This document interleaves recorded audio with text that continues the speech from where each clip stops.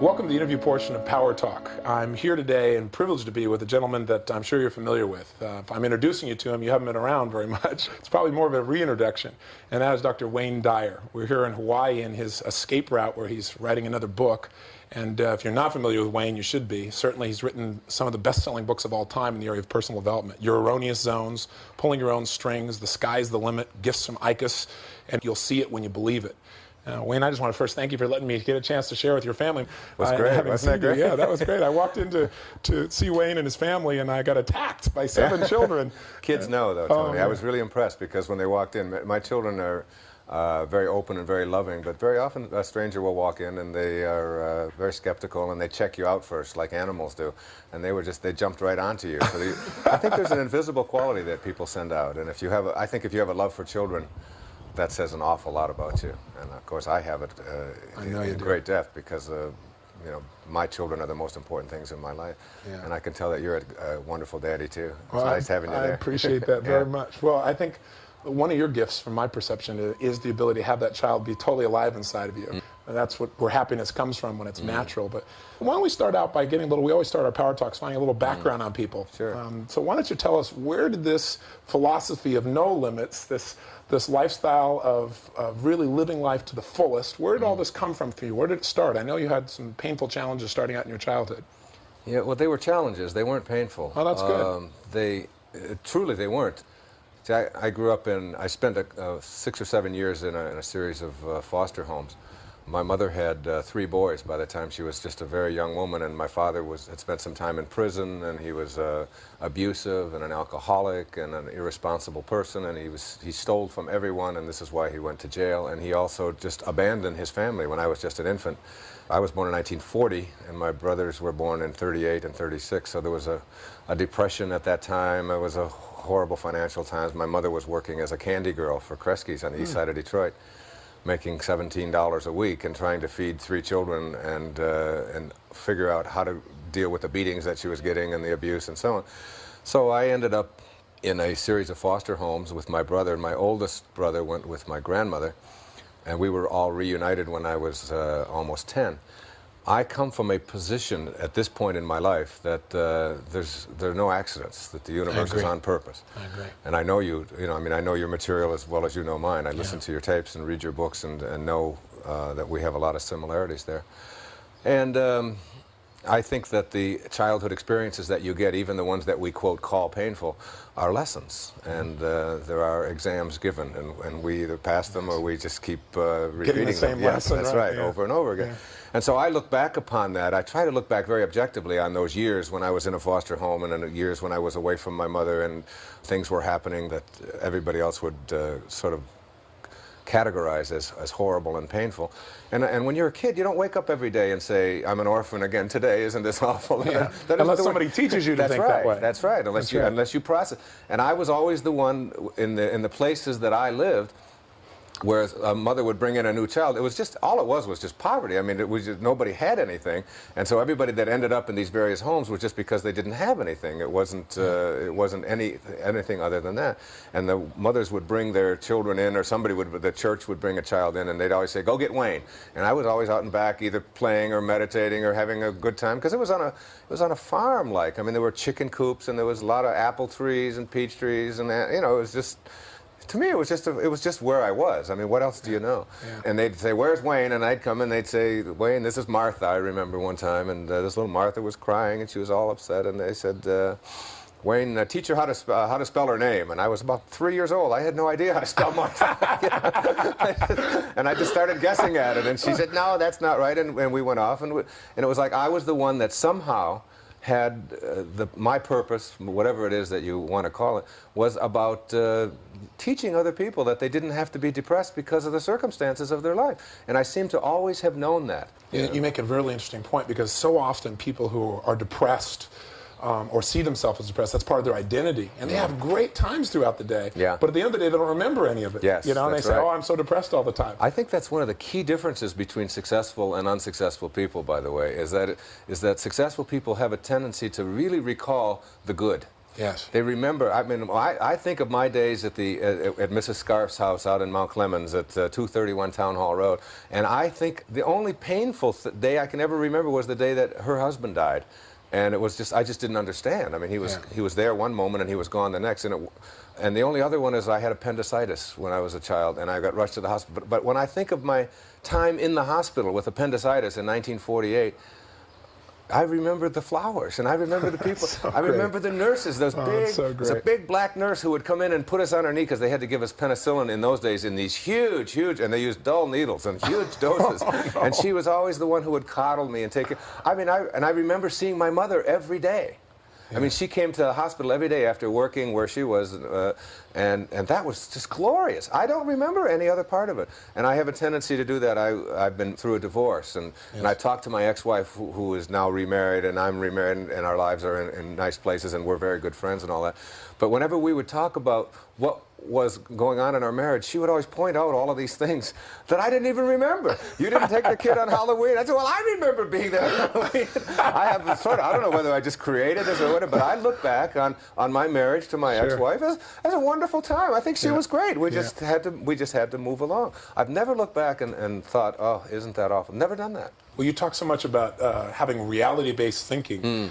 And yet, isn't reality based on whatever we focus on? Oh, yeah. Reality is just what I think about all day long. We are what we think about all day long. And it's like, that's the most important learning I think I have come to over the years, is that this body that we're in is really just like it's like a garage where we park our soul, you know. It's just a place to put it, you know, and so you take good care of it and you do all of that, but this isn't what it is. I've talked often about when my grandmother died, and they weighed her just before she went to the hospital. She weighed 133 pounds, and life left her body. Her body didn't weigh any less. I mean, her very life, was invisible and weightless, as is everyone who's listening to it now. Yes. So you're just sort of trapped in this body temporarily, and you ought not to be thinking of it as who you are, but your reality is how you process it. Yeah. And that's one of the great lessons. I was talking to one of your producers, John, yesterday about somebody here who had come up to me and was very negative toward me, which is very rare. Do I ever attract anything like that? So this morning I was meditating on that, thinking, why did I attract this negative person who was very angry at me for being on his property when I shouldn't be, or something like that? And I kept getting back in the meditation, and it's like it bothered me for a whole day. And then I was like over it in a second, satori, instant awakening. It was like, this is only a problem for you because you process it. The guy who came into your life in a negative way is just the path that he's on. Yeah. Your reality is how you are living with it. Yes. You know, it's like he came in to teach you a lesson. Yes. And the lesson is that you don't have to process him like that any longer. And it was gone. I realized that it was all totally within my power to let him go and to send him love. And I did. I sent him a couple of books. I found out where he works, and you know, and I sent him a lesson. It may take him 20 years before he even reads it, or he may never get it on this path. He may have to go through it all kinds of times and carry around that arrogance. But it's not mine. I don't have to own any of that. It's a wonderful. It's the most freeing thing you have in the world, to know that you can process life any way you want to. Now, when you say process, let's clarify that. You really mean changing the way you think about things, the way the questions you ask yourself, the way you focus. Process it internally, absolutely, yeah. You've gone through an incredible evolution, and in the spotlight, you know, since 1976, I guess, is when your first book came out, right? And I was just a kid. I was 16 watching you, but I remember seeing you on TV. Yes. I got sandals older than you. What am I doing in this interview? But I remember watching you on television and thinking, that guy's hot. You know, this guy really, he's saying what's really true. You know, you didn't have anything else about you but what you really felt, and you were so clear in your communication that it stunned people. Yeah, it was true. But, I had a sort of not arrogance, but an enormous amount of confidence. Yes. That they didn't know how to deal with that. No, I can remember being on the Donahue Show and the Tonight Show and a few shows like that, and saying things that they were so shocked at that they asked me to come back the next week. You know?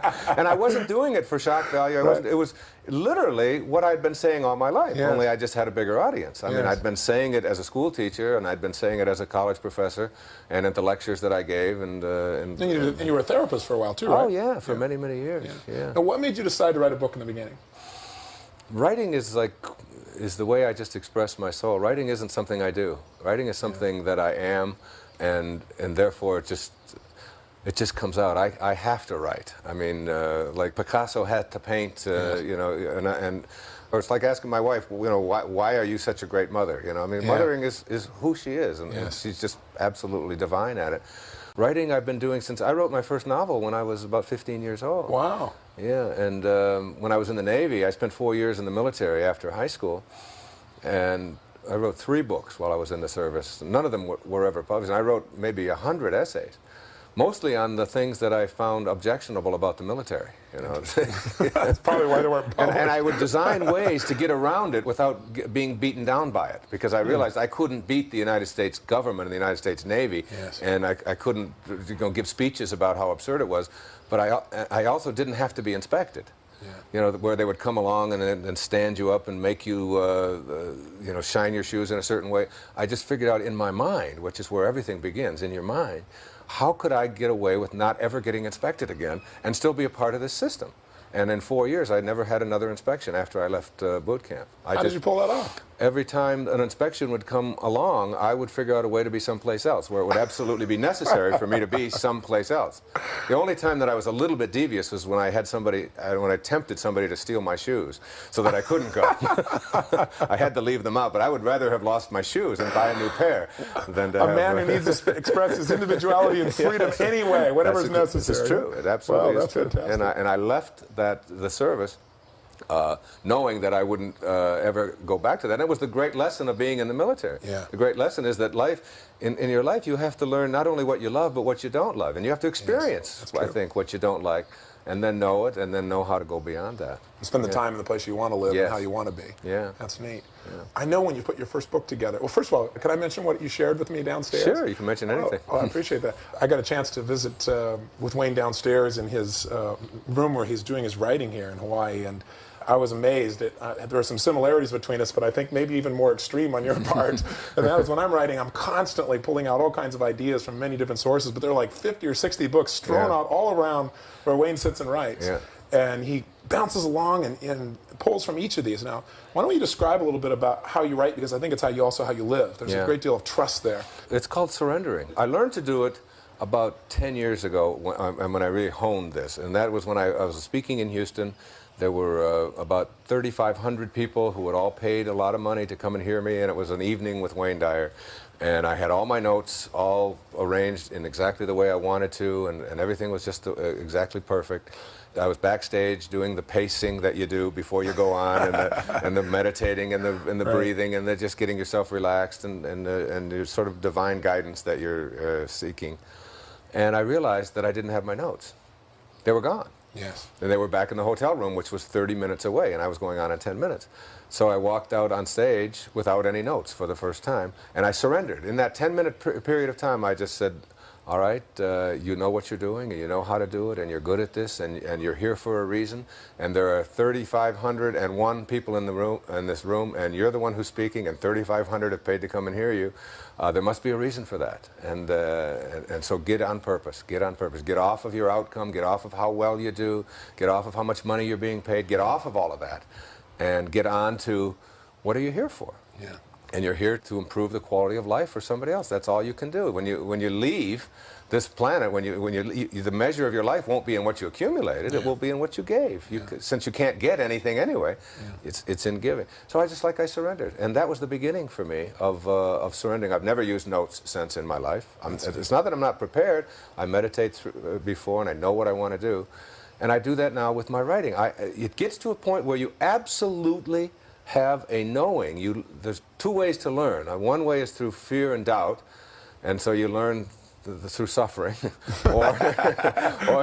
or another way is to learn through knowing, just an absolute knowing that you have guidance available to you, and that you're not alone, and that you can handle this, and that you have a choice to feel that way right now, no matter what's happening in the environment. Absolutely. So I surround myself with the people and the books and the ideas and the things that I want.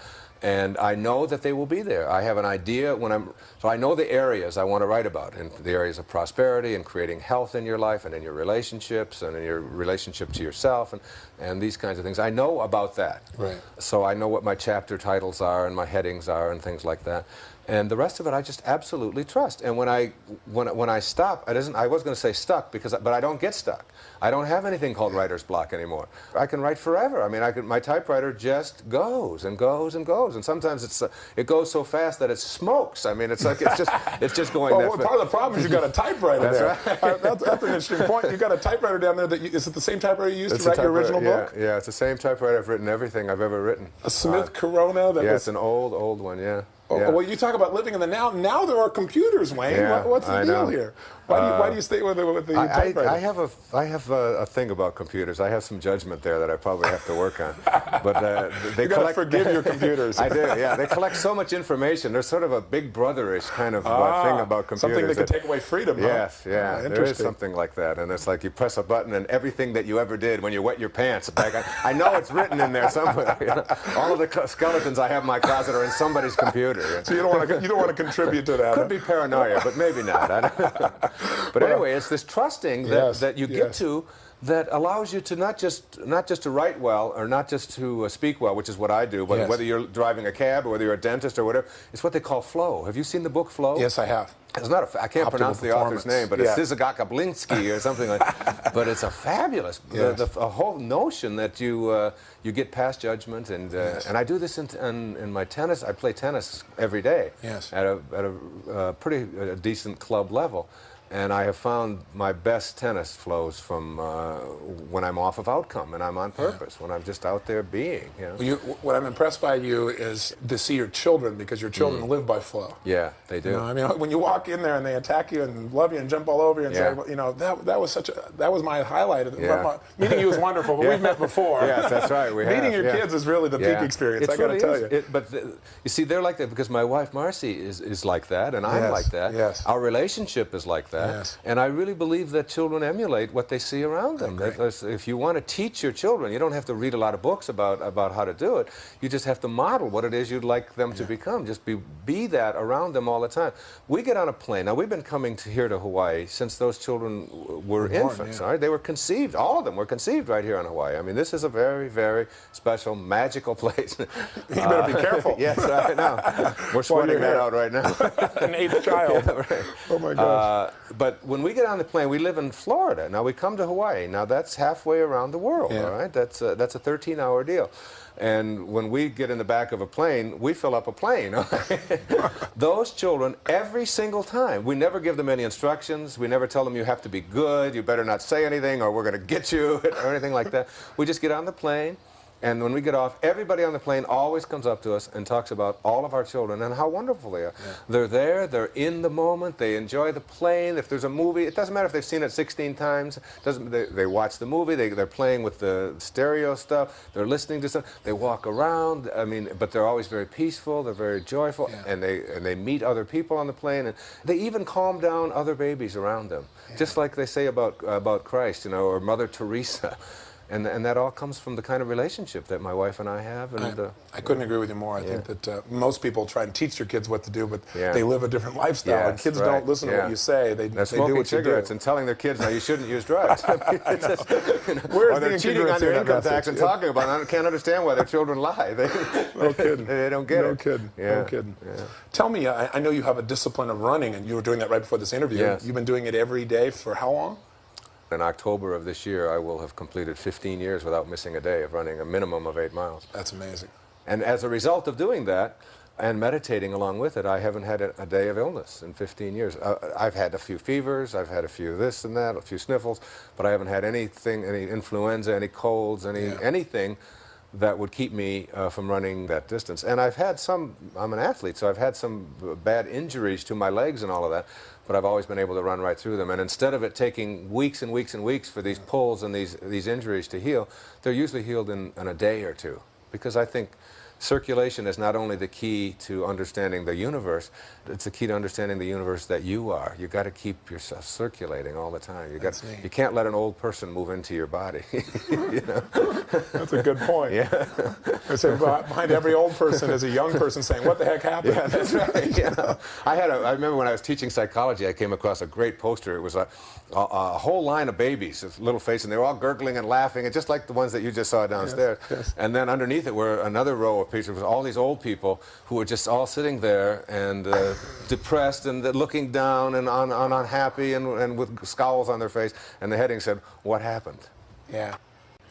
Let me ask you, what is your major focus of what you're trying to share now? Or let me come back to what I started to ask you earlier. I said, you've gone through a tremendous evolution. How do you perceive that evolution in your own life over the last 15 years or so? The evolution is one of, instead of teaching people how to manage their emotions or how to avoid being victimized, I think it's the difference between self-help and self-realization, I guess. What I write about is always just a reflection of what I'm going through in my life. My writing is always very personal. The examples come out of my own experience in my own life. And my life has undertaken a dramatic transformation from a person who used to be a human being having a spiritual experience, as I said, to a spiritual being having a human experience. And I know, profound difference there. Yes, it is. And I know that who I am is divine. I'm a divine necessity. And each person listening is as well. And I know that there's a grand purpose, a heroic mission that every one of us has on this planet. And I think that my lessons have been much more spiritual, much more peaceful. Consequently, my life has become much more peaceful. And when my life is in harmony and serene, then my writing is that way. I think my writing flows more now. I think my message is that I know I'm not alone. I know that. And I guess if I know I'm not alone and I can go to a higher place within myself, that I believe that anybody can. That the same intelligence that flows through you is the same intelligence that flows through me. The only reason that I can't wiggle your finger is because I believe that I'm separate from you. But it's a oneness that is there. And I've met a beautiful, beautiful man. His name is Deepak Chopra. Oh, yes. Yeah, we met him recently, and he's invited us to come out and visit Deepak and I him, have become very, very friendly. Incredible man. Yeah, he is. And as a matter of fact, my wife just was diagnosed as having a cold nodule on her thyroid and was told that it was 2.5 centimeters and that she would have to have surgery. She went to 3 different endocrinologists, specialists, and each of them said that she would have to have surgery. And that same day I met Deepak, the same day that we thought that my wife might have cancer. They said it could be cancerous and they couldn't take a chance.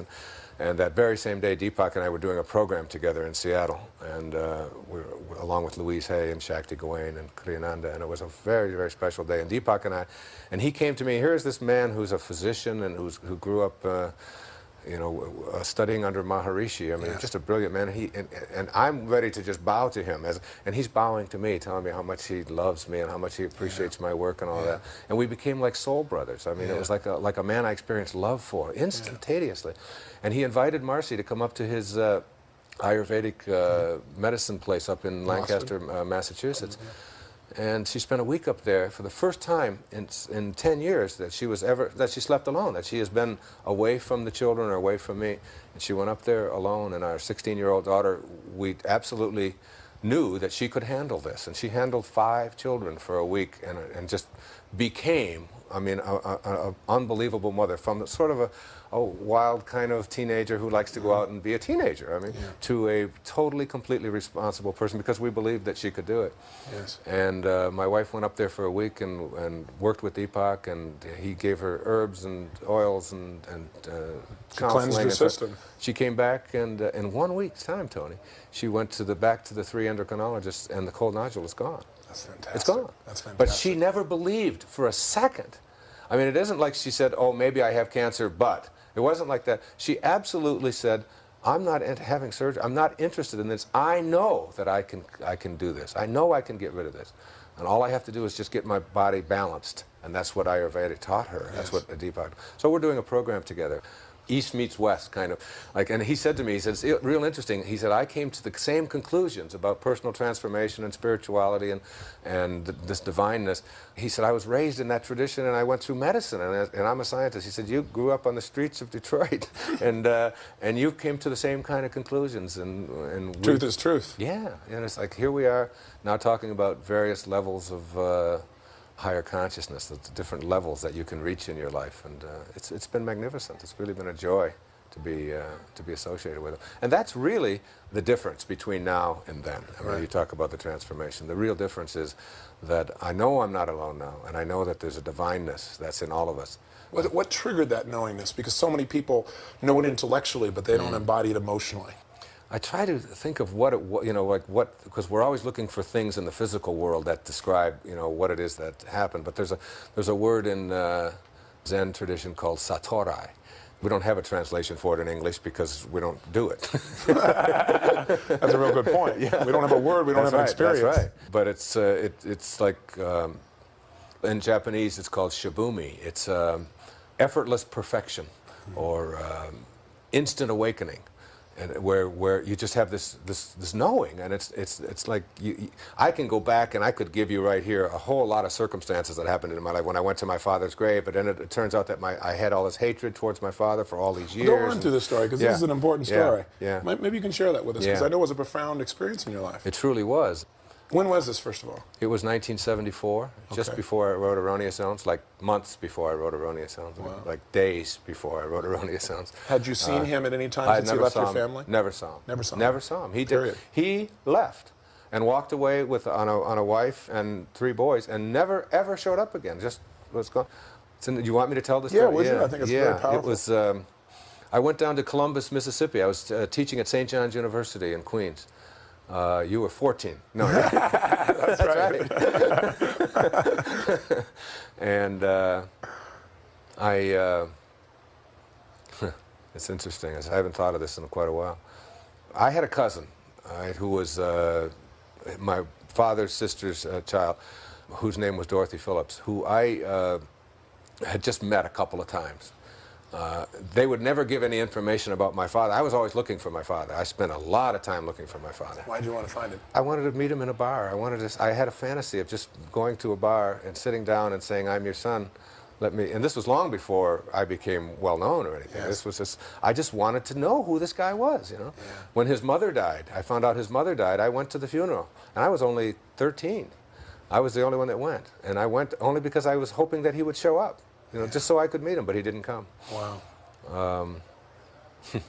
Anyway, I spent a lot of time looking for him. Then I would always run out of money, or I would run out of desire, or I was just being guided to stay away. Because I know now. See, I can just interject that I know now because I have conversations with my father, and I can see my father in my meditations. Yeah. I mean, his soul is there, and in many ways it guides me. I mean, I really think that his life was a lesson for me in how not to do things. Yeah. And so I've used it that way, and I see the blessing there. But anyway, 1974 rolls around. I'm 34 years old, and I go down to, I'm invited to go to Columbus, Mississippi to do an investigation of the civil rights legislation that had been just passed in the 60s when Johnson was president, and to see whether some of these colleges in the South were abiding by them. And I was just like a federal consultant, and I would go on campus sort of incognito, and I would sit in classes, and I would write my report, and then I would send it back. And I agreed to do this for a weekend, and Dorothy, meantime, had called and left a message that she said, "Your father is dead." And I didn't know this up until then.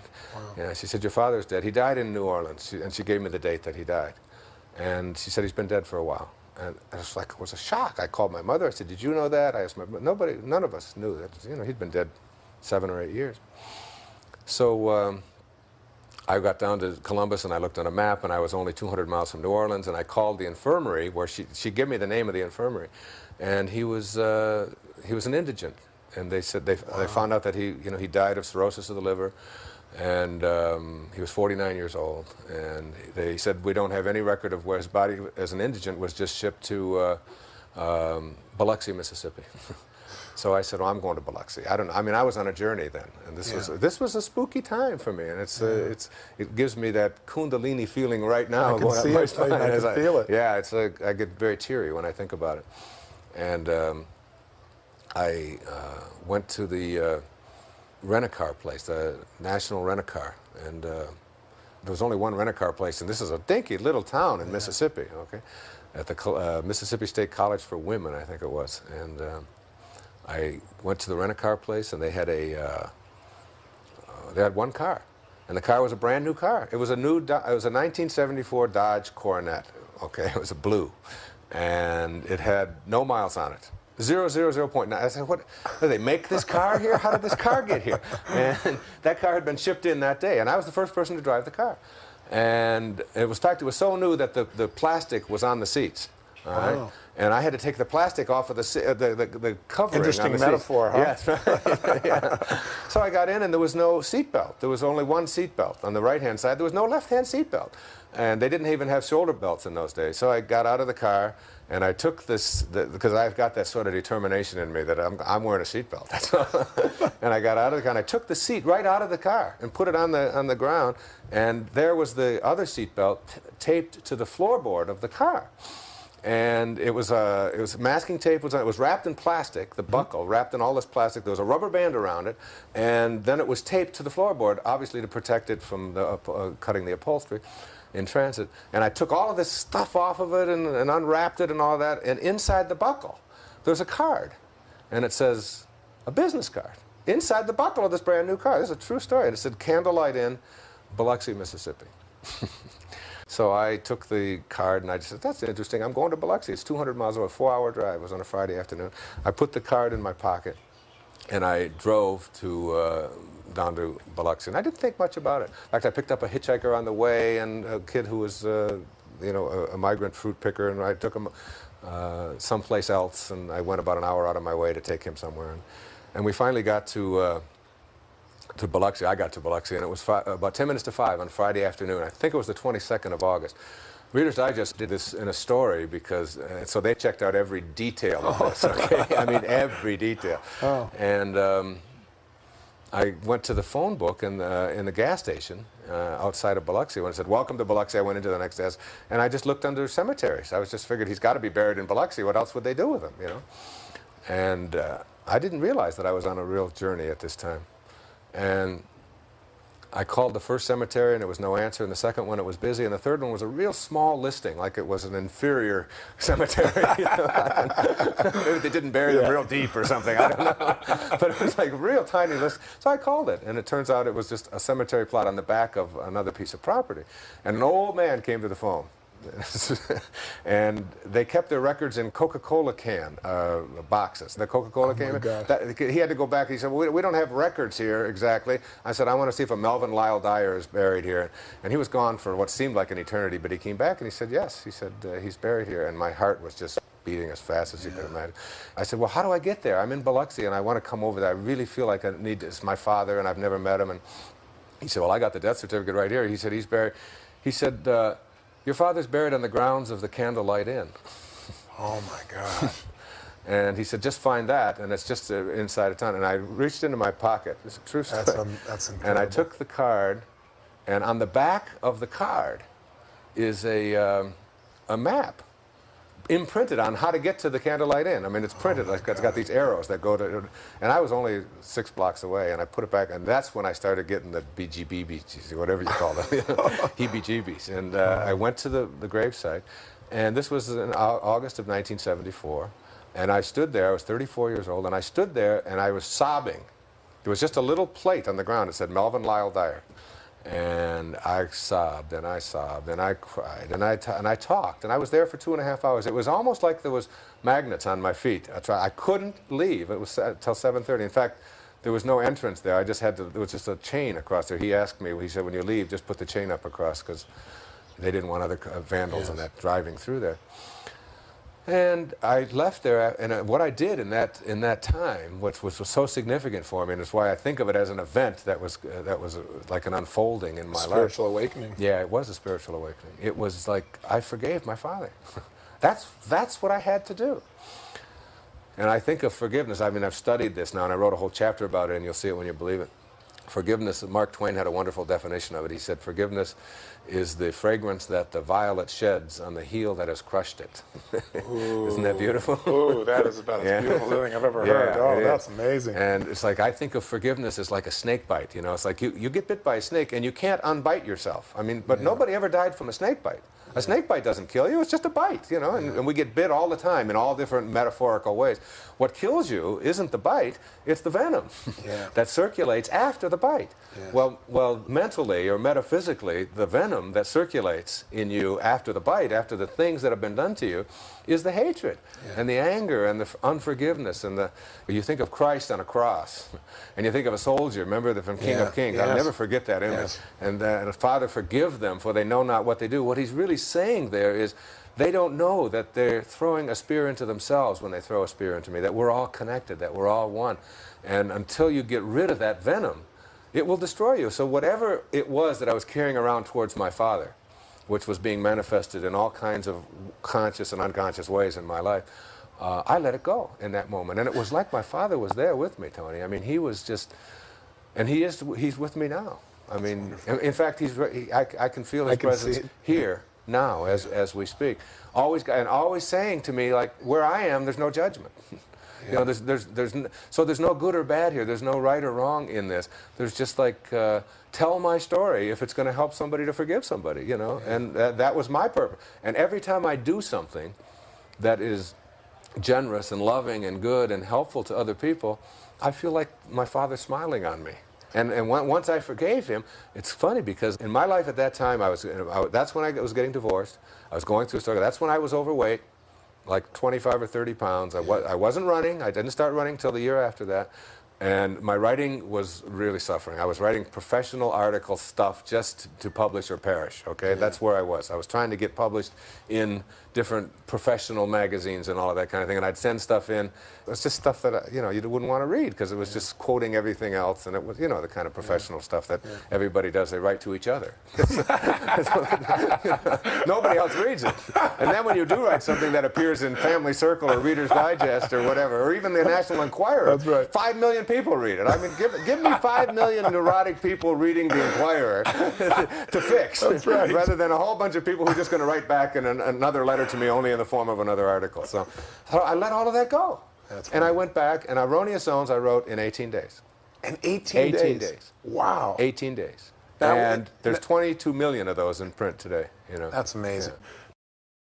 Now, it didn't take off right away. You had to take some action. It didn't take off at all, no. It's, they had one printing, and they expected it to do very little. And they met their expectations. Yeah, they were. They told me. They had what they call a list mentality. They said, this is the list. You're on the March list. And it's a clever little title, and it's a nice little book. And if we sell the books that are on our list, they had a first printing of 3,500, then we'll be happy, and you'll make a little money, and we'll make a little, and then we'll move on to the next list in April, and so on. And that was the mentality. And that's a big part of the mentality in publishing today, as you know. So I just said, well, what will happen if the first printing sells out? Just if. I know it won't. I mean, that's what you're saying. It won't. But just if. His name was Lou, all right? And Lou said, wait. He said, you're an unknown. He said, it's 3,500 books on hardcover at $7, $6.95. I mean, that was like an outrageous price to put on the book at that time. I said, but just if. And he said, well, if they do, we'll have to put a second printing. I said, okay, fine. And so I became, they wouldn't let me buy them. I tried to buy them. They wouldn't let me. So I became a bookstore. I was in New York at the time, and all you have to do to become a bookstore is just give them a number in Albany, and you're a bookstore. So I became a bookstore by just giving them a tax number. And through that tax number, which I gave them the address of the bookstore that my garage was to become in Long Island, it's true. And I called that day, and I ordered 3,350 copies of your Erroneous Zones, and they were shipped to the garage. So you sold it out. I sold it, and I went back to Lou 2 days later. I said, Lou, what will happen if we do sell it? He said, Wayne, you've got to stop bothering me. It's like, you're another one of these beginning authors. I said, well, just check. Just check the computer, just see how it's doing. Because I said, I've been doing a lot of speaking, and I think... And he went to his computer. It's a true story. I could even tell you his last name, Gullickson. And he went to the computer. He said, oh, my God, this book is doing fantastic. We sold out the whole first printing. So they ordered a second printing, 1,500. They didn't want to take too much of a chance. Oh, no. Yeah. I bought all those up, too. Oh, I bought the second printing, and by that time, they didn't have any money for distribution. They didn't have any advertising money. They didn't have any of that. They just, because they just didn't do that in those days. So I said, I'm going on the road. And I quit my job as a professor at St. John's. I walked in, and I had, I had all these publication credits, and I was like a rising star there. And they said, you're insane. You've got guaranteed tenure for the rest of your life. You've got a position. Yeah, right. Yeah, you can argue for your misery for the rest of your life, And I resigned, and everybody thought I was nuts except my wife and I. We both knew that this was the right thing. The day I resigned from doing something that I no longer was totally involved in. I was good at it, but I didn't want to do it. It was like drill, you know. I mean, after you've drilled enough, it's just enough. Drill is drill, okay, but you don't need to keep doing it. I learned that in the military. So I drove home on the Long Island Expressway that day, the freest man I'd ever felt. I knew I was about to follow my bliss. I really knew it, and I didn't have any guarantee of any income or anything. The interesting thing about that is that in the following year and a half, I made more money. I was 36 years old now at that time. I made more money without even trying. I never thought for a minute that I would make money because I hadn't made any money on anything I'd written yet. Yeah. I wasn't Why would writing. this be different? Yeah, I wasn't writing for money. I was writing because writing was just something that that's Who how you I are. expressed myself. That's just who I am. And I made more money in the next 18 months than I had made in the previous 35 years of my life, like by a factor of 10. And You're just going out and sharing your philosophy with radio stations? I took the books in a station wagon across the country, and I would. This is the way I did it. If you want to know how I did it, I would arrive in a town like Columbus, Ohio, where they have they have Good Morning Columbus on the radio, you know. And if you've got a new avocado dip, you're on for an hour. You know, I mean, they're looking for people. Okay, every station's got a talk show, so you just have to find out who they were. And I had a girl back in New York named Donna Gould who was working for the publisher, but was willing to work for nothing at night. Just because she loved erroneous zones and loved me and loved the whole thing. I mean, she was just involved in the whole process. She really loved it. And so she would call these different stations and all that and book me on Good Morning Columbus and Good Afternoon Columbus and Hello Columbus and Goodbye Columbus and, you know, and all of this kind of thing. And, yeah. And I would have my car full of books. I would arrive in Columbus. I was sleeping in the car. I mean, I did this. I had no money to do this with. Right? And I would sneak showers. I would figure out how to take free showers, you know, in days ins and things, you know. But you had a committed wife. Yeah. Now, was your wife traveling with you? Oh, yeah. Well, sometimes. Sometimes. She was also working. Wow. And I would go to the bookstores. And first I would telephone them call them up, and I'd say, have you got a book called Your Erroneous Zones? And I would do it in like 9 different dialects. You've got erroneous, and I'd do it in German, and I'd do it in Dutch, and then my wife was with me, she would call, and I'd get these people to call and ask for erroneous. It's true, this is exactly what we did. Create the demand. Shameless. I love it. But I knew I was going to create the demand. I mean, I didn't think I was doing anything, you know, immoral. I was just creating the demand for what it was that I believed in. Yeah. And besides, I had 5,000 books I had to get rid of because I had no distribution at all. So you were what we call committed. Huh? That's right. I was totally involved in the process, and then I would go on the air. Okay. Yes. And I would do what we're doing now. Yeah. I never tried to sell my books. I never gave the title out. I never said, oh, by the way, my new book is called, and oh, yes, my book is this, and you've seen this on the air. Sure. And every time somebody does that, you say, well, they're not involved in it. They're just trying to sell me something, and you move away. I didn't do that. I was just selling myself as a person. I was just talking like we're talking. Yeah. And when people talk and are committed and are involved and are authentic and are enthusiastic about what they're saying, people respond. People want to know more. Yeah. They just want to know more. It's why I let everybody tape all my talks. I never deny anybody to tape to this day. Yeah. In fact, I not only allow it, I insist on it. That's and neat. I don't take a cent for it. Anytime I speak, I say, if I'm on purpose, rather than an outcome, if I'm on purpose and in the process, then my purpose is to get the message out. That's where I've got to be centrally focused. Not on what's going to come back to me, not on royalties, just on that. So I allow every church, every organization, you can tape me, and you can do anything you want with the tapes. Anything you want. You want to sell them to your customers and all of that, just don't put them into bookstores and make a legal conflict for me with publishers. Sure. Just legal problems. Sure. But otherwise, do anything you want with them. Because I figure all that can happen is something good. What can happen if somebody hears an interview of mine, other than they say, gee, I want to hear more of that guy. And off they go to the bookstore, or off they they call for the tapes and all. Nothing but good can happen. That's true. And then you keep circulating it and so on. So, I mean, I learned that about 3 years ago when my agent kept saying, that you can't tape Wayne Dyer. Now I have a clause in there that says, I insist that you tape me. And do whatever you want with the tapes. That's true. So I was like on that process. Then I would finish at the interview, and I would go to the same bookstore, and I'd say, by the way, I'm here in Columbus. The Little Professor bookstore, this was one of them I can remember very well. And I said, I just did AM Columbus, and I'm going to do this afternoon's Columbus, and I'm going to do all of this. And the guy said, my God, we've already had 10 phone calls. Well, hell, I knew I'd made them. And I said, well, can I just leave 25 of my books here, and if they don't sell, then you can send them back to me, and here's the address, and it won't cost you anything. Just send them back to you. Sure, he said, absolutely. We've already had calls for them. And sure enough, they were getting calls. People were going in there. Sure. And that's how I distributed my book. I did that in Columbus. I did that in Baltimore. I did that in Jacksonville. I did it in Tampa. I went to almost every, I shouldn't say every state, but I went to about 75% of the states in the country at my own expense, in my own little car, 6 months on the road. And then finally, the book hit the bestseller list. And it was interesting because the Tonight Show was the show that everybody wanted to get on in those days. That's when it was an hour and a half. And that story is so phenomenal. I don't know how our time is. We're fine. The story of getting on that show, because Donna was always trying to get me on the show. And she'd call the Tonight Show, she'd call them, and they'd say, if we hear the name Wayne Dyer one more time, I'm not. Turns out that a friend of mine now, a very good friend named Howard Papish, was working on the show, and someone had placed a copy of Erroneous Zones in his briefcase, and he was flying back to Los Angeles, and he happened to pick out that book and read it on the plane. Well, he called me, and he asked me if I would be willing to fly out to Los Angeles and do a pre-interview for The Tonight Show. I said, no, I'm busy putting up my screens. I can't do that. What do you mean, can't I come out to Los Angeles? Sure enough, I flew out to Los Angeles, and I went out there. And it's so interesting when you get off of trying to get something and just stay on purpose. It's that great quote from Thoreau, if you advance confidently in the direction of your own dreams, endeavor to live the life which you've imagined, you will meet with a success unexpected in common hours. You want to talk about an unexpected thing. I couldn't get on one national show, Tony. I couldn't get on the Donahue Show. I couldn't get on the Today Show. These are all shows that I've done 100 times since. But I couldn't get on any of them because they said that, you know, who are you? Trying to force it. Yeah, and I was forcing it. That's right. I was pushing it. But there's another way to reach everybody in the country. And that's to go to everybody in the country. If they won't put you on network television, you can still go out there and do it if you're committed to wanting to do it. So I go out there and I do the pre-interview. And it's the Republican National Convention, 1976, Kansas City. Bob Dole is going to give the keynote address. Now, I had such an angry feeling towards Bob Dole because I got on the show.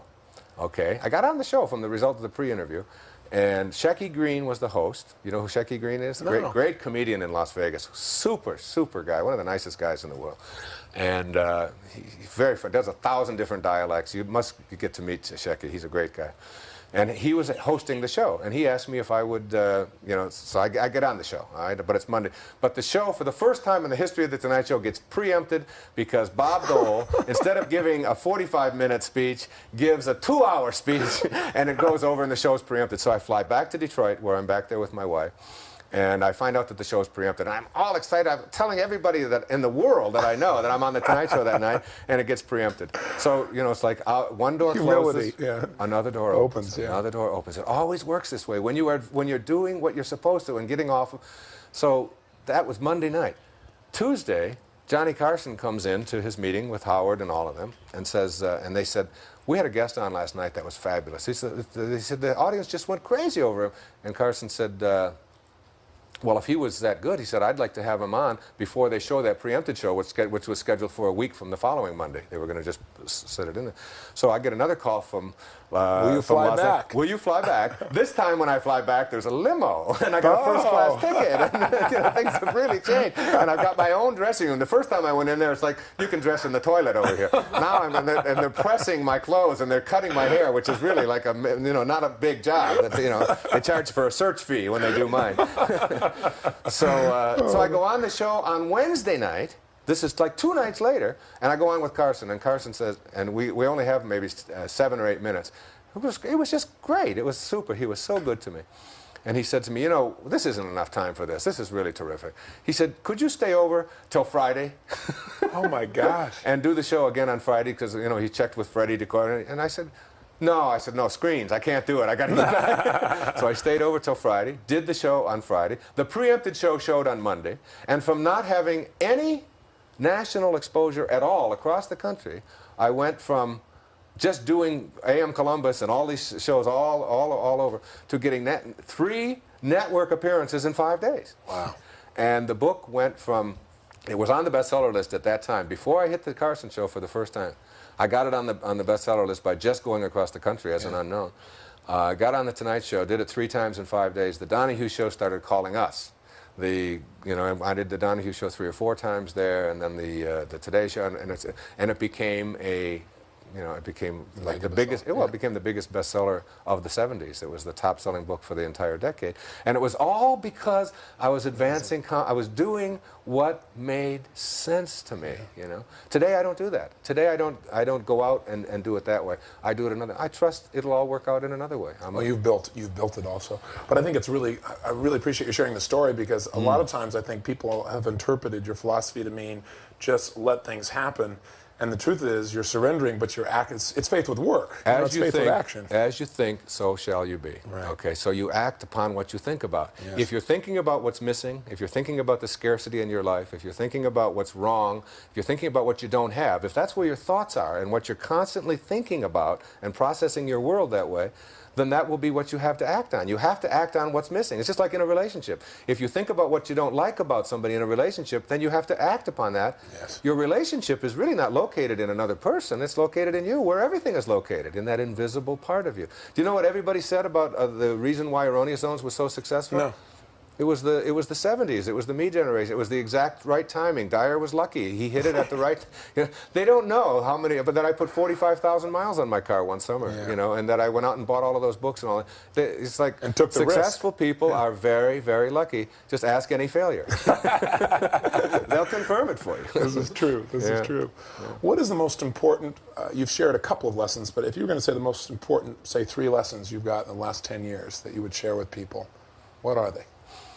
I know it's at the top, and that is you become what you think about. Yes. If you want love in your life, send love out. Have love within you. Be loving. Yeah. If it's like I think of the orange, I always give the analogy of if you squeeze an orange, what comes out is what's inside. It doesn't matter who squeezes it or what time of day or what instrument you use or what the circumstances are. You can only get out of an orange what's inside. And if you extend the metaphor to yourself and someone squeezes you, that just puts pressure on you or says something or whatever, behaves in a way towards you that you find objectionable. And out of you comes anger or hatred or tension or stress or bitterness or any of that. It isn't because of who did the squeezing or the circumstance. It has nothing to do with that. As much as we like to convince ourselves of that, it's because that's what's inside. And what's inside is always within our own control. I think the second thing is that Robert Frost said, we all sit around in a ring and suppose, while the secret sits in the center and knows. And what the secret in the center that knows is what it is that constitutes your very life. It's like this room we're in right now is only a room, not because of the walls and the configuration and all the form that's in here. It's because of this here that neither one of us can get a hold of, this silent, empty, invisible space surrounded by form. That's what, like in Zen they say, it's the space between the bars that holds the tiger. And it's the silence between the notes that makes the music. See, music isn't notes, it's silence between notes. You aren't form. That isn't what makes you who you are. What makes you who you are is the invisibleness surrounded by form. That's the secret that sits in the center and knows. Once you know that and make contact with that and realize that that is who you are, that it is out of nothingness. It is out of emptiness. It is out of that silent, empty space that you create every thought. Every sound. When you go to make a sound, the sound comes from that nothingness. So nothingness, what we call nothingness, which is everythingness, which is the Tao, and the Tao that can be described is not the Tao. You can't describe it. It just is. It's in every one of us. Once you know that and go there and consult that, then you can not only affect your own physical life, but you can truly affect the physical life outside of you. Deepak and I were having lunch, Deepak Chopra and I were having lunch up in Seattle this day, and we talked about doing this new program. We talked about there are 4 ways we were just toying. We said there are 4 ways to get strawberry ice cream. So let's think of the 4 ways to get strawberry ice cream. And he talks in this very wonderful Indian accent. Indian accent. In India, I talk with a funny Detroit accent. Right? And there's a lot more people in India than there are here. So we're talking about what are the 4 ways to get strawberry ice cream, and I said, well, if I want strawberry ice cream, I just have to have a thought, and the thought is I want some strawberry ice cream. Now I'll just go get it. Okay, so I go off to Haagen-Dazs or I go off to the grocery store and I get, so that's like a thought, and then you act on the thought. Now there's a second way to get strawberry ice cream, and that is to have a thought and then to send one of your kids to get strawberry ice cream. It's called slavery, okay? It's like, I want some strawberry ice cream, go get it for me, so you have a thought, and then somebody else goes and gets it for you. That's the second way to get strawberry ice cream. A little higher level consciousness. You don't have to work so hard. You've got somebody else doing it for you. There's a third way to get strawberry ice cream. And the third way to get strawberry ice cream is what Deepak offered. He said, you just think, I'd like to have some strawberry ice cream. And then someone walks by and says, excuse me, is this your strawberry ice cream? And you say, wow. Yeah. I was just thinking of that, and everybody listening has had that experience. Absolutely. Where you just think of, you think of your sister and you haven't seen her in 7 years, and all of a sudden she's calling you or whatever, and it's like you have affected. You don't think you have. You just think that's some coincidence. But we know that there's no chaos, that there's order in chaos at the subatomic level. We know that. So it's like you think of something, and then it just appears for you. And people say, well, if there's 3 ways, what could be the 4th? And we've sitting there and said, well, let's see. I'd like to have some strawberry ice cream. And you manifest it. Yes. You just manifest it. Yes. Or as Christ said, even the least among you can do all that I have done, and even greater things. I mean, the gift of fish and loaves, the gift of feeding others, the gift of and what do you do when you go to sleep and when you're in pure thought? But everything you need for your dream, you manifest. So you need a Lamborghini. You need someone to chase you with a knife. You need a father that's going to abuse you. You need whatever characters you need for your dream, you create it. Now when you wake from your dream, you don't look back at your dream and say, where's my Lamborghini? Because listen, folks, everybody knows it's neurotic to be attached to an illusion. Oh, that's beautiful. I mean, why would anybody be? So all you have to do to learn not to be attached to this illusion is to die while you're alive. You know, that's what the Sufis say. When you die while you're alive, you look back on your life and you realize that you can't own anything. You can't have any of it. Yeah. So what you do is you detach yourself from it, and the more you detach yourself from it, the more you get. And that's the great lesson. Who is Wayne Dyer? I know he's a spiritual being, but what are your metaphors for yourself? Who are you besides that metaphor? That metaphor is so all-inclusive. Yeah. My metaphor is that I am not in the world. The world is in me. I really feel that in every cell of my being, the universe exists. It's like I'm like a pharmacy. I mean, I can create. What do I need to heal this body? For example, if healing is what I'm talking about, who Wayne Dyer is this ability to, if I need Valium, to create it. Sure. Deepak tells me the story of when he went to London. And there was a guy next to him drinking, he had 8 drinks before they had gotten halfway there. And finally he said to him, he said, look, he said, you're my buddy. He said, I'm going to buy you a drink. And Deepak said to him, I'm making my own. And it's like, knowing that. Like, yes. I mean, I know that who I am is those birds you hear out here right now. I mean, when I see them flying, I soar with them. That's who I am. I am all of it. I mean, I'm not separate. I'm not even separate from you. Like I said before, it's like I can wiggle this finger because I believe that there's a connection between some kind of a thought which is invisible and the wiggling of this finger. But I can't see that connection. I can't get a hold of that. And if I believe in the oneness of it all, that means that if you can wiggle your finger, that same oneness is there. Yeah. I've got to detach myself from my separateness and believe that I can't be you. I am it all. I am the sun that comes up in the morning. I am the birds that fly. I am the flower. I am that invisible force that is in every living thing that allows it to be. That's who I am. How do you help somebody who sees themselves as separate not only from life but every sense of life? How do you help somebody like that to bridge the gap to where they remember who they really are? The only way you can do it, I think, and I've been at this business a long time of trying to help people and writing books about it. A lot of books I wrote long before Erroneous Zones that were about counseling, and I was a therapist for years. I think that the notion of that when the student is ready, the teacher will appear. Yeah. So it's like all I can do is help people to get ready. That's all I can do.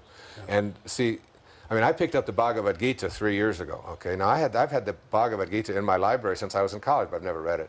And I've seen it on, I've seen it 100 times. Sure. So finally one day, I'm here, and I pick up the Bhagavad Gita, and I read it, and I say to myself, it's about time they wrote something like this. This is really terrific. Okay. Then I see that it's about 2,500 years old, or 6,000 years old, or whatever it is. All right. And it's like, but it's been there all along. Yeah. But I wasn't ready. But when I'm ready, it's like it soars into my life, and I go to the mailbox, and what I need is ready. And it's like we were talking about earlier, when I need to give a speech, and I need to recite a poem, or even with prosperity, if I'm feeling like I need to have more money, or to my investments to be, but it's like it all gets, the right person shows up, and the right thing, it all gets handled. Yeah. It's like trusting your intuition and knowing that everybody has it. So all you can do is help people to get convinced that they have this power within them, that it isn't something I have and you don't. It's something that you have but you haven't used yet. Yeah. And the fact that you haven't used it yet is no reason to judge yourself badly, or even to be mad at yourself. You ought to be saying, I haven't been ready. You know, now I am. And as soon as you acknowledge that you're ready, when the student is ready, then you'll find your teachers appearing. And your teacher might be like my little kids who walked into your room. Yes. Or when John asked me, he said, will you do this interview? My first inclination was no. I am here doing something else. I'm here with my family and all of that. And then I got this, I meditated on it, and I got this really nice letter, and it was like, and I thought, I've got to talk to Tony. I've been wanting to talk to Tony. Yeah. And Tony's got something to learn from me, and I've got something to learn from Tony. So the opportunity is here, and we've like missed each other on a lot of occasions. Yes. I mean, we've been with each other, but we've also we've been on the same programs in the same cities, where you spoke in the morning and I spoke in the evening, and you've been gone and I've been gone, and we've been sort of like being thrown at each other, but just sort of missing. And I said, we both got something to learn from each other, so let's do that. I've heard some things about you from other people that I didn't like. You've probably heard some things about me that I said, the way that you get it all in harmony is that you don't ignore it. You don't. You go with each other. So you walk into my house, and my children are in love with you in a second. You emit a beautiful kind of spirituality. I see that. Whatever you are going through in your life I know there are struggles with your fame. I mean, you've come very young, very fast, very powerful, and have got an enormous organization about you. And I wanted to say to you, I don't want you to get swallowed up by it. You know, I want the essential beauty that is within you to flower. And sometimes you have to say, I said that's one of the things you got to say is no. And I like to say it, but I'm not as good at it. But I'm a lot better at it than I used to be. So it's like what I'm saying is there's a mutual thing here. There's like I appreciate the gift, by the way, very much. Yeah, and likewise, I appreciate the gift of being with you. And so I just let go of all of the other stuff. I said, this is a wonderful opportunity. Let's do it. And you know what that came from? That came from nothingness. That didn't come from anybody telling me how to do it or what I should do. That came from trust. Came from my own intuition. Trust, surrender. But my intuition said, see, I told my wife when I got that, I said, I'm not doing any interviews. I said, I'm not doing this. You know, and she said, you keep saying that. Methinks you protested too much. I said, but I'm not doing any interviews. You know, and then she said, read the letter. And I read the letter, and I said, she said, what does your intuition say? What is God telling you? You know, what is it? What is God telling you? You know, how may I serve? That's my mantra. How may I serve? How may I serve? How may I serve? Always ask that. Not what's in it for me, but how may I serve? And as I kept saying that, I said, my intuition says do it. She said, call him and do it. Wow. And that, I have another thanks to make when I go downstairs. So, but we do that with each other all the time. It's neat. Like that, and that it's like trusting that intuition. You know, it's a very, very powerful thing, and it's like it never ever guides you wrong. The only time in all my investments that I've made and I have a whole financial philosophy of giving a certain percentage of it away unconditionally, and also paying yourself first. You know, it's like reinvesting what you make back in yourself and in your family and all of that. And the only time I've ever taken a loss financially in any of my investments was when I ignored my intuition once. And I invested in something that was not conducive to the environment. All right? I don't even want to say what it was because it's neither my purpose to plug nor to blame anything else. But my intuition said, no, Wayne, this isn't, they're doing something that conflicts with what you believe, but the yields were high.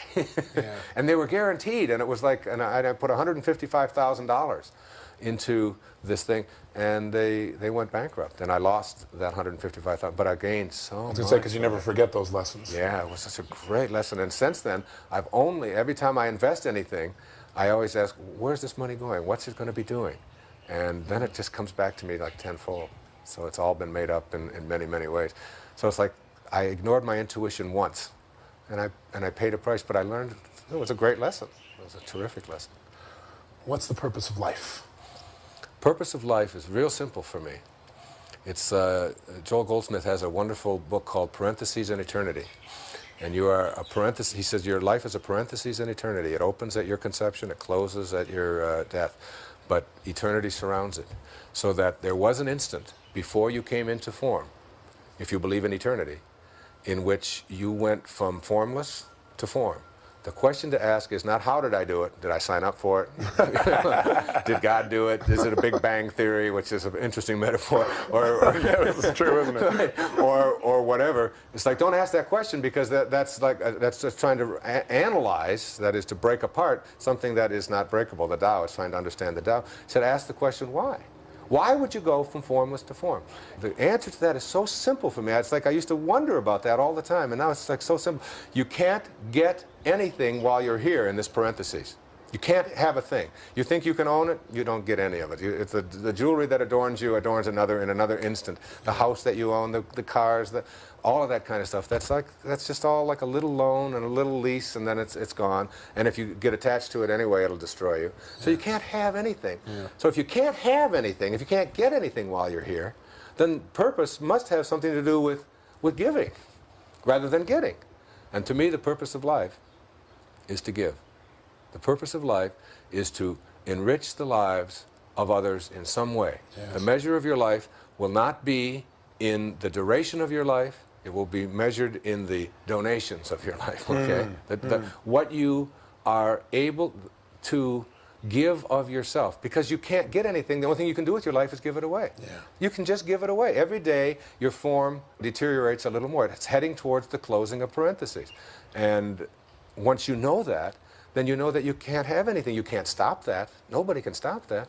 So all you can do is just keep giving and the more you give away, the more that comes back. What goes around comes around is not just a funny little song title. Yeah. It is a powerful, powerful message.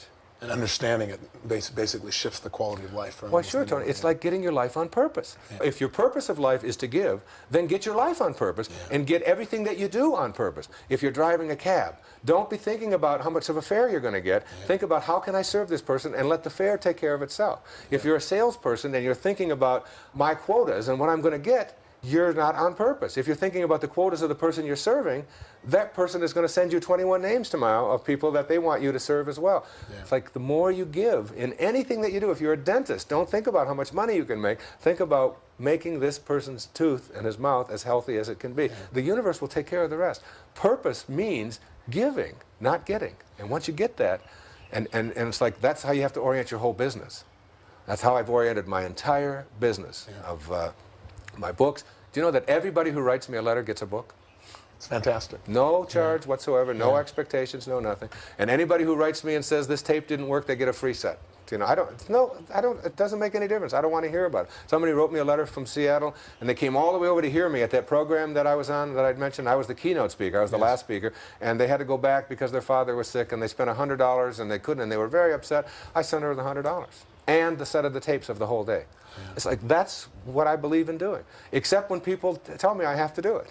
I was going to say, I think there's one organizing principle for you, and that's freedom. That's right. It's because a gift is not a gift when it's somebody telling you what to do. Then it's a debt. When they expect it. That's a debt. Yeah. And I don't want any debts. We live by the same philosophy there. I would agree with you. So if you demand from me that I give you something or tell me that I have to give it to you, you're not giving me an opportunity to give. You're just giving me a debt. And I've got enough of those. Yeah. This is wonderful. I really It's been great. It's been a great interview. Yeah, it's been nice. And it's like, it gives us a connection, you know. Yeah. What makes Wayne Dyer laugh? I'd be curious, because I know you're easy to smile and laugh, but what gives you the most tickle, the most joy in your life?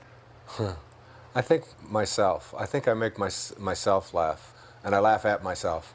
I really What a great skill. Yeah, I really see the folly of it all. I mean, if you ever listen to me speak in public, most of my laughs are just like poking fun at myself. Yeah. I poke fun at not having any hair. I've been using that for a year. You know, I just tell people this is not really a bald head. It's a solar panel for a sex machine. You know, and those kinds of.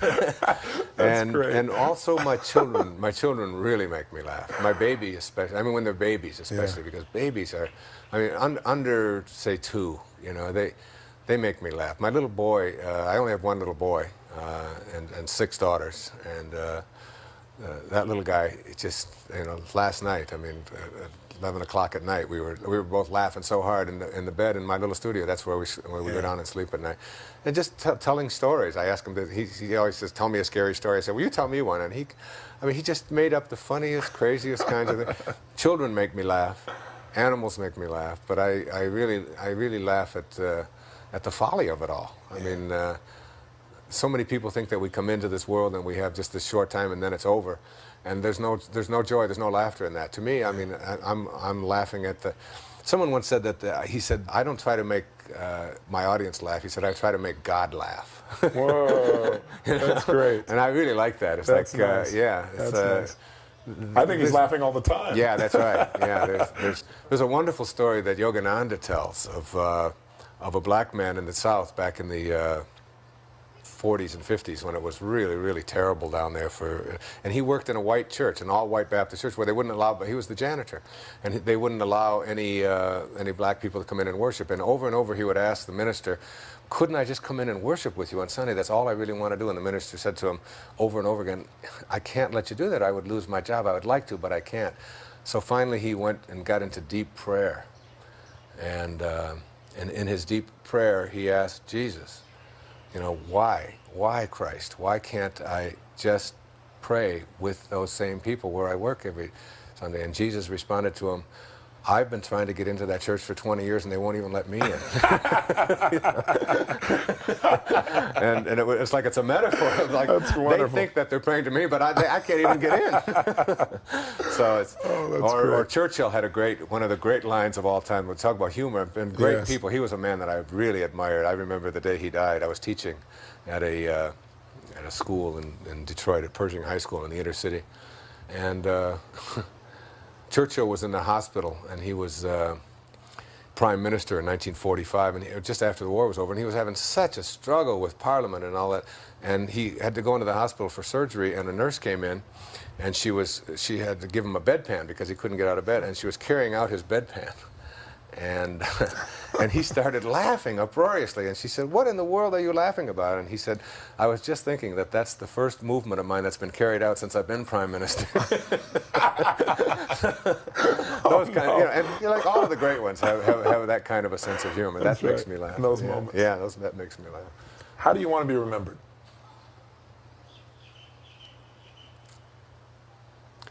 I don't care if I am. Yeah, I had a feeling that would be your response. I've thought about that, and I just... Do you want to be remembered by your children? It doesn't matter. Yeah, I just want to be with them while I'm here and love them and be as loving as I can, and then whatever they do with it will be what they do with it. Whatever. See, I always tell my children that that your reputation is not in your hands. Like you and I both have a very public reputation, right? But I've heard some wonderful things about you, and I've heard some really scabby things about you, and vice versa. Right? But it's not your reputation is located in all the other people. If you give a talk to 2,000 people, you got 2,000 reputations. That's true. And you have no control over it whatsoever. Yeah. You go to school, I tell my children, you go to school and there's 30 kids in your class, and you got 30 reputations every day. Yeah. And you have the only thing you have control over is your character. Yeah. And that is yours. So it's like when you do go out into the world, don't be concerned about how you'll be remembered, because that's just going to be, if there's 10 million people exposed to you, there's going to be 10 million remembrances. That's true. Just be concerned about your character, and that's what I try to do. I try to walk the talk. It's clear you do, and I think your greatest gift is that you are a character. Yeah, that's true, I am. Yeah. I've appreciated this time with you very, very much. Thank you. God bless you. I God appreciate bless it. you. Yeah.